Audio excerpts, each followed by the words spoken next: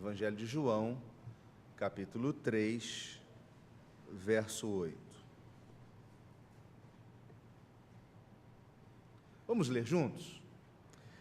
O vento sopra onde quer, ouves a sua voz, mas não sabes de onde vem, nem para onde vai. Assim é todo o que é nascido do Espírito. Uma vez mais. O vento sopra onde quer, ouves a sua voz, mas não sabes de onde vem, nem para onde vai. Assim é todo o que é nascido do Espírito. Irmãos, nós moramos numa cidade marcada pelo vento.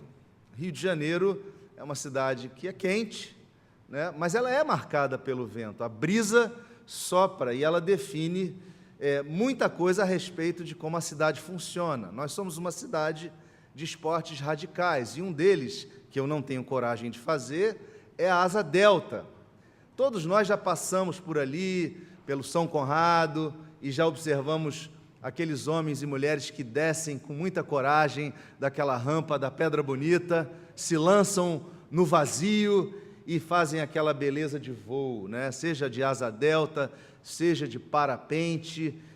Eu não tive essa experiência e não terei, pela graça de Deus, só quando eu estiver no céu. Aí eu talvez tente. Mas o fato é, irmãos, que aquela aparente simplicidade que a gente olha no voo, aquela aparente serenidade que o voo passa para a gente como uma experiência serena e tranquila, na verdade ela é acompanhada de muita complexidade e tensão, né? O voo, ele depende de muitas coisas, principalmente um voo seguro. Um voo seguro depende de muitas coisas. Depende, por exemplo, de uma coisa muito básica, como o piloto guarda a sua asa, como ele dobra a sua asa, como ele monta e desmonta a sua asa, todos os pinos, todas as cordas que ele precisa para fazer aquela asa abrir, se estruturar e se preparar para se lançar. Mas também um bom piloto, ele usa ferramentas. Ele precisa de ferramentas que meçam, por exemplo, a velocidade da asa, a altitude. São ferramentas que vão conectar a intenção dele de voar com o resultado final do voo. Ferramentas que, por exemplo, você olha para a praia e vê uma coisa chamada biruta. Biruta é um cone de algum tecido que tem um furo na ponta, né? É um tecido aberto, furo na ponta, e ela indica a direção do vento. Esse é básico, é um elemento básico que está lá na rampa, que está no chão, para que o piloto tenha a sensação, a percepção de como que o vento está. Instrumentos que medem a pressão atmosférica, condições meteorológicas. É impossível fazer um voo sem essas coisas. Agora, percebam o seguinte: iniciado o voo, ele é sempre algo que visa a queda. A asa saiu dali, o objetivo, ela está sempre num processo de queda, ela está sempre caindo. E aí o piloto vai, então, em busca daquilo que ele chama de correntes ascendentes, ou conhecidas também como correntes térmicas. Todo mundo sabe, quer dizer, todo mundo observa, quem observa o céu, já viu, por exemplo, gaivota e urubu voando em círculos. Aquela estrutura das aves voando em círculo é a famosa ascendente térmica, que o piloto da asa delta direciona, tenta chegar até ela para que ele consiga subir, para que ele consiga alçar voos mais altos. Mas uma coisa é muito difícil, o piloto não sabe, muitas vezes, a direção ou como as coisas estão acontecendo ali na térmica.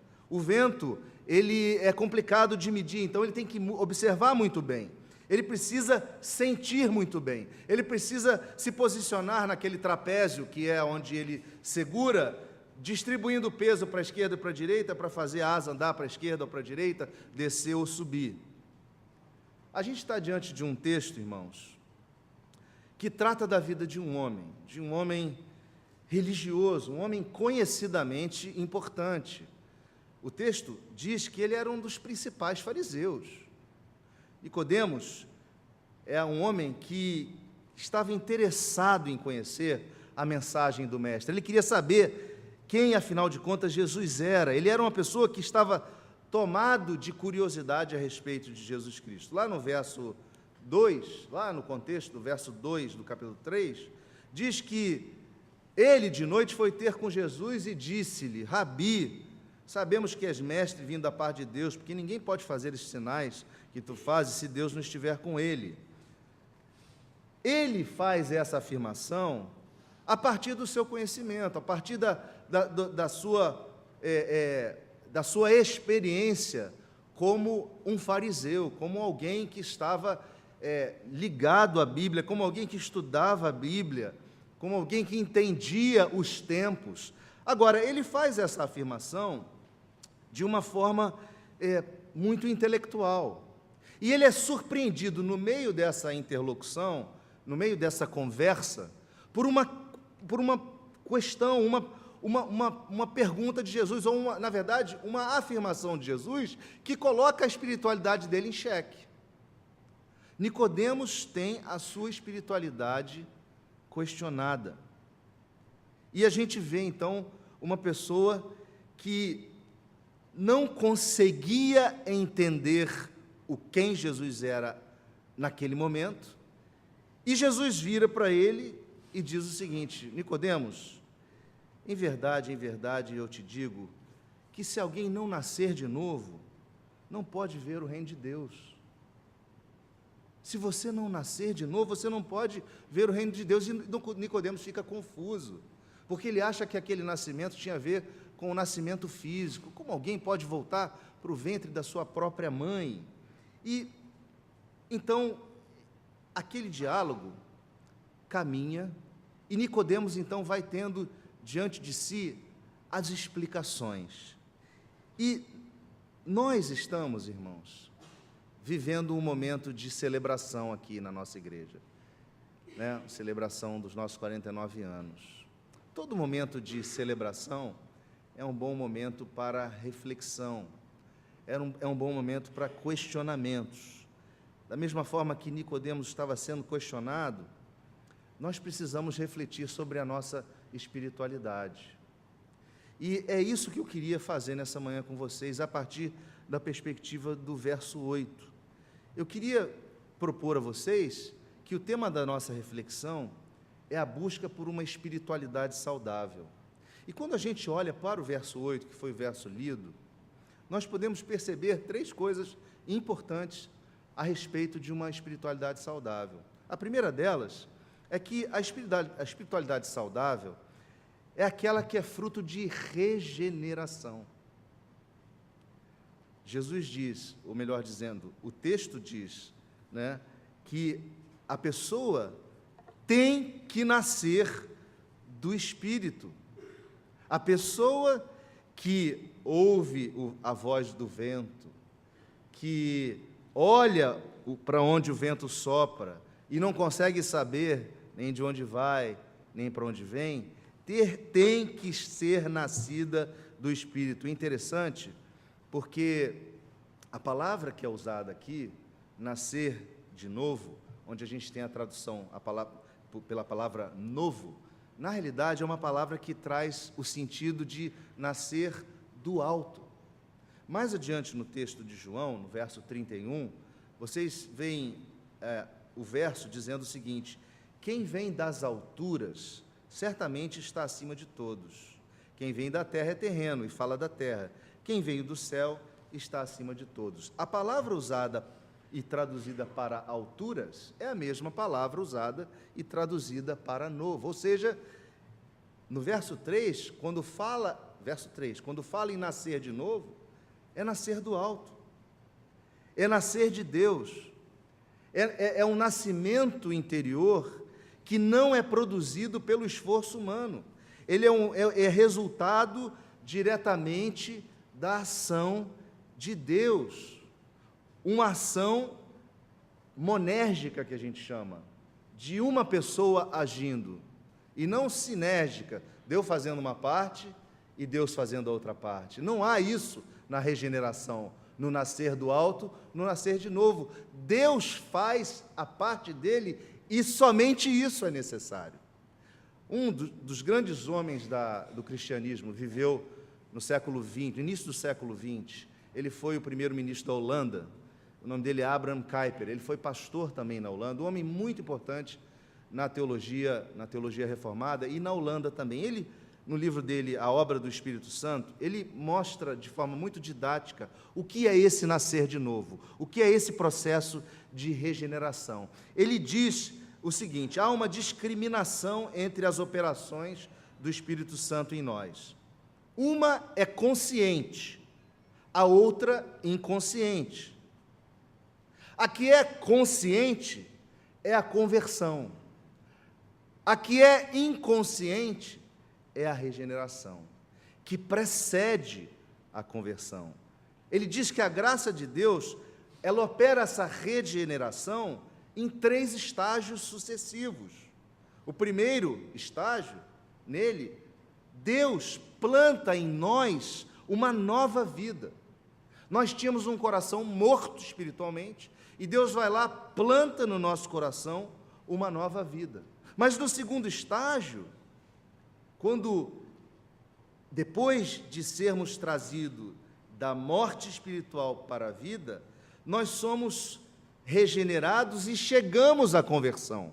Passamos a entender o que é o chamado do Evangelho. E aí sim, num terceiro estágio, a nossa conversão se confunde com santificação. O que acontecia na vida de Nicodemos, irmãos, é que ele sabia tudo de Bíblia, mas ele ainda não havia sido regenerado.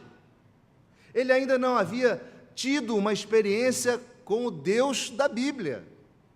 Uma coisa é você saber tudo de Bíblia, saber responder às perguntas, entender a dinâmica dos acontecimentos, até mesmo saber as palavras em grego ou hebraico. Mas outra coisa é você conhecer, ter experiência com o Deus da Bíblia. A situação é muito perigosa, irmãos, porque Nicodemos estava na igreja. Ele era um homem da igreja, ele era um homem religioso, ele era um homem que sabia tudo. E ele estava ali sem ter tido o encontro verdadeiro com Deus. Nós podemos estar aqui, vindo todos os domingos, o reverendo Valvir falou, podemos estar sempre à porta, junto à porta, mas nunca tivemos uma experiência. Há o risco de você vir aqui todos os domingos.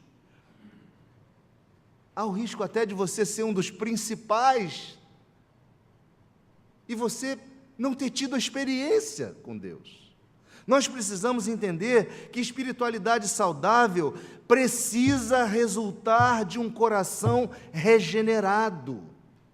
Nós precisamos ter individualmente a experiência dessa regeneração que nos leva à conversão e que nos conduz à santificação. Mas a segunda característica de uma espiritualidade saudável é aquela espiritualidade que é capaz de ouvir a voz do Espírito Santo. O texto diz que o vento sopra onde quer. É interessante, porque pensando nessa dinâmica, a palavra vento é a mesma palavra para espírito. Mas Jesus está claramente fazendo uma alusão ao Espírito Santo. O vento, ao soprar, faz um som, que aqui no texto é traduzido por voz. Ouvem a sua voz. Mas do vento, nós ouvimos o som. Do Espírito, nós ouvimos a voz. Isso é interessante, até esse trocadilho, porque a gente precisa discernir o som da voz, o ruído o que é ruído do que é palavra do Espírito. E nós estamos imersos numa cultura tão plural, com tanta liberdade religiosa, que nós ouvimos tantas coisas, que é necessário que nós tenhamos o discernimento do que é palavra de Deus e do que é uma heresia, do que não é palavra de Deus, do que é puramente barulho, do que é puramente ruído. Nós precisamos ter na nossa espiritualidade essa capacidade de ouvir a voz do Espírito. A Bíblia nos ensina o quê? Que a fé vem pelo ouvir. E ouvir o quê? A palavra de Deus. Ouvir a voz do Espírito é o que gera em você e em mim a mudança de mente, gente. É o que gera a metanoia. Ouvir a voz do Espírito é aquilo que nós chamamos de arrependimento. Quando nós ouvimos a voz do Espírito, nós nos arrependemos, nós nos curvamos diante de Deus, nós entendemos a nossa situação. Quando Jesus, lá no início do Evangelho de Marcos, ele esteve lá, depois que João foi preso, o texto diz que Jesus foi e disse o seguinte: o tempo está cumprido e o reino de Deus está próximo. Arrependei-vos e crede no Evangelho. Ouvir a voz do Espírito gera arrependimento. Uma espiritualidade saudável é marcada pela capacidade que temos em ouvir a voz do Espírito e nos arrependermos. É necessário nos arrependermos dos nossos erros, dos nossos pecados, das nossas mazelas. Mas ainda há um terceiro aspecto da espiritualidade que também é importante, que é a capacidade de seguirmos a direção do Espírito. Nós precisamos ouvir a voz do Espírito, mas nós precisamos seguir a direção do Espírito. Uma espiritualidade saudável, ela segue a direção do Espírito. Só que há uma questão. O texto diz: ouvimos a sua voz, não sabemos de onde vem, nem para onde vai. É importante termos essa atitude de seguir, mesmo não sabendo qual será o destino. A vida espiritual saudável, irmãos, é aquela que marcha avante diante de um comissionamento de Cristo. Deus disse: vai adiante e pregue o Evangelho a toda criatura. Ah, Senhor, não tem que discutir. Ah, Senhor, ah, Pai, mas eu preciso resolver. Não é isso. A espiritualidade saudável é aquela que acata a direção dada pelo Espírito. Ide por todo mundo, pregai o Evangelho a toda criatura. A vida espiritual saudável é aquela que ouve o Espírito dizendo: a minha vontade é a vossa santificação. Portanto, fazei morrer em vós a vossa natureza carnal. A espiritualidade saudável, ela ouve essa voz e ela segue essa voz. Seguir essa direção do Espírito é, como diz o apóstolo Paulo aos Coríntios, é decidir não saber nada senão a Cristo e este crucificado. É não seguir elucubrações vazias da sabedoria humana, da sabedoria deste mundo. É seguir as palavras de vida eterna. Seguir a direção do Espírito é valorizar a cruz, que derruba toda a nossa autossuficiência. Portanto, irmãos, quando nós olhamos para a asa delta, da mesma forma que a asa delta voa, nossa vida espiritual, ela precisa ser marcada por essa disciplina que o piloto tem de usar o instrumental e a capacidade que o piloto tem de discernir e ouvir a voz do vento, no nosso caso, a voz do Espírito, para discernirmos a direção que ele está tomando. Nós podemos querer ir por onde a asa delta parece que nos dirige. Muitas vezes o piloto da asa delta pode querer dirigir aquela asa delta, mas ele está submetido às forças do vento. Muitas vezes o vento vai levá-lo a lugares onde ele tentou não ir, mas o vento o levou. Nós precisamos entender que o Espírito de Deus pode nos levar a lugares onde nós não queremos ir, para cumprir a vontade dEle. Nós precisamos, irmãos, seguir essa direção do Espírito, para que a gente consiga crescer espiritualmente. Nós precisamos alcançar essas correntes térmicas e ascendentes que vão nos levar aos voos mais longos. Por que o piloto da Asa Delta quer a ascendente e quer a térmica? Porque ele quer ficar mais tempo no ar, ele quer alcançar distâncias mais longas, voos mais belos. Nós precisamos olhar a térmica, nós precisamos ver onde ela está, nós precisamos buscar posicionar a nossa asa nessa térmica para que o nosso voo seja ascendente. Nós precisamos ser diligentes no uso do instrumental durante o voo. A Bíblia nos dá os parâmetros de medição, ela nos dá todas as instruções necessárias para que possamos realizar um voo seguro. Nós precisamos olhar o entorno, nós precisamos passar todo o entorno pelo instrumento da Palavra de Deus, o instrumento que nos dá a segurança no voo e que diz que o entorno está assim ou assado, ou parametriza o entorno, é a Palavra de Deus. Precisamos passar o contexto nosso pelo crivo da Palavra de Deus. Nós precisamos ser convertidos ao manual. Muita gente na pressa morre, porque esquece de colocar o pino-chave na estrutura da asa. Isso é mais grave ainda no paraquedismo.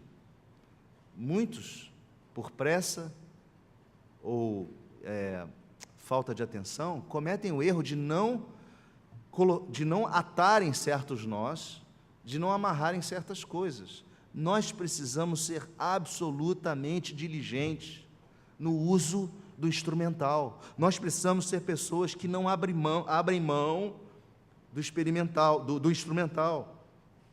Nós não podemos ser displicentes espiritualmente. Pode custar a nossa vida. Veja, não basta conhecer a retórica do manual. Eu conheço o manual de cabeça. Eu conheço as verdades todas que o manual diz. Não. Essas verdades têm que produzir em nós a atitude prática de dobrar a asa direito, de atar os nós de forma direita, de colocar os pinos nos buracos certos, de preservar a asa conforme o livro diz. Irmãos, nós precisamos lembrar que o voo da Asa Delta está sempre buscando a descendência. Ela não tem motor. Uma vez decolada, ela vai buscar aterrissar. E para que o voo de fato seja prazeroso, para que o voo de fato leve-nos a experiências maravilhosas, é necessário buscar as térmicas, é necessário buscar as ascendentes. Há muitos anos atrás, eu estava na praia de Ipanema, e eu fui frequentador grande da praia, e de repente aparece uma asa delta em cima do Cristo Redentor. Espaço aéreo proibido, ele não poderia estar ali. Mas aquele rapaz, sei lá, eu não sei quem é, ele sai da Pedra Bonita e ele cruzou o Morro dos Irmãos e estava sobre o Cristo Redentor. Imagino que esse é o sonho de consumo de todo cara que voa a Asa Delta, porque ele quer dali ter a melhor visão, ter a melhor experiência, passar o maior tempo voando e contemplando a visão de um rio bonito daquela altitude. Meus irmãos, nossa espiritualidade, para ser saudável, precisa estar atenta às térmicas. Nós precisamos buscar a corrente ascendente e assim experimentar com Deus voos maravilhosos. Esse é um grande desafio e nós precisamos estar sempre fazendo esse teste de sanidade da nossa espiritualidade. Nós precisamos buscar saber se a nossa espiritualidade de fato ouve o Espírito, de fato segue o Espírito, se de fato ela é fruto de vidas que foram regeneradas e transformadas. Que Deus possa te ajudar a ter essa ficha caída no seu coração, de modo que você se torne um cristão mais maduro e possa assim servir a Deus e possa assim glorificar a Deus com a sua vida e experimentar voos muito altos com o Senhor. Vamos curvar as nossas cabeças e orar mais uma vez. Deus Santo, nós te agradecemos, porque ainda que sejamos pequenos diante da tua grandeza, o Senhor se preocupa conosco. E o Senhor olha para o nosso coração, e o Senhor dirige os nossos passos. Deus, nós queremos ser o povo que experimenta quem o Senhor é. Nós não queremos ser o povo acostumado a igrejar. Não queremos ser o povo acostumado ao domingo, a virmos aqui porque é da nossa tradição. Nós queremos ser o povo que a cada domingo entra aqui para prestar culto verdadeiro e, Senhor, ter uma relação contigo, um relacionamento, um encontro, uma experiência. Ó Deus, se há entre nós essa manhã alguém que nunca experimentou isso, eu quero te pedir que nesse momento o Senhor possa despertar esse coração para que ele ou ela percebam que a coisa mais maravilhosa da existência é encontrar a Ti, o único Senhor, o único que tem as respostas, o único que tem os caminhos de vida eterna. Que o Senhor possa nos dar uma sanidade espiritual, a ponto de não nos acostumarmos com a nossa fé, mas dia após dia buscarmos esta comunhão de ouvir a voz do Espírito, discernir a voz do Espírito e seguir a voz do Espírito. Que o Senhor nos ajude no uso do instrumental que é a Tua Palavra, que mais e mais possamos ter este manual gravado em nossos corações, para assim servirmos ao Senhor com alegria, ó Deus, e com eficácia. Nós te pedimos essas bênçãos e nós oramos agradecidos, não no nosso nome, mas em nome de Jesus Cristo, o nosso Senhor.